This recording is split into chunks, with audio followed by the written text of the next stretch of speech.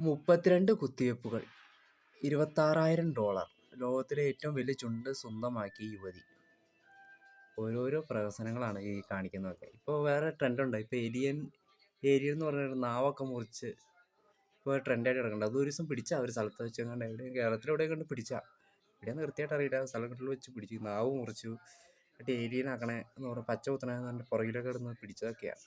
അപ്പോൾ ഒന്നാലോചിച്ചു, ഇതുപോലെ ഒരു മനുഷ്യനുണ്ട് ഏലിയൻ്റെ രൂപത്തിലാക്കാൻ വേണ്ടി. അത് അയാളുടെ പേരെന്താണെന്ന് അറിയില്ല, മുഖമൊക്കെ ഈ രീതിയിലാക്കി.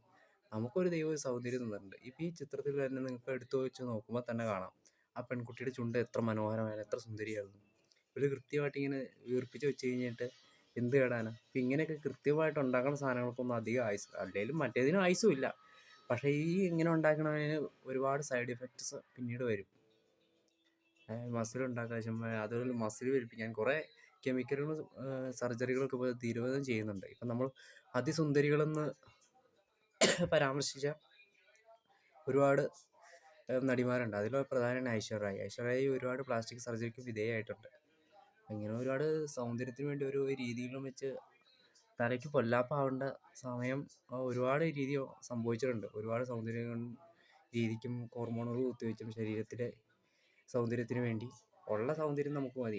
നമ്മളെപ്പോഴും മനസ്സിനാണ് സൗന്ദര്യം എന്ന് പറയുന്നത്. അതുപോലെ ഹാപ്പി ആയിട്ടിരിക്കുക, നല്ല ലൈഫ് എൻജോയ് ചെയ്യുന്ന ജീവിതം പോവുക. അല്ലാതെ ഈ മറ്റുള്ളവരെ കണ്ടിട്ട് ഇത് വേണമെന്നുള്ള ആഗ്രഹങ്ങളൊക്കെ ആവും, പക്ഷെ അത് അതിര് കിടക്കരുത്.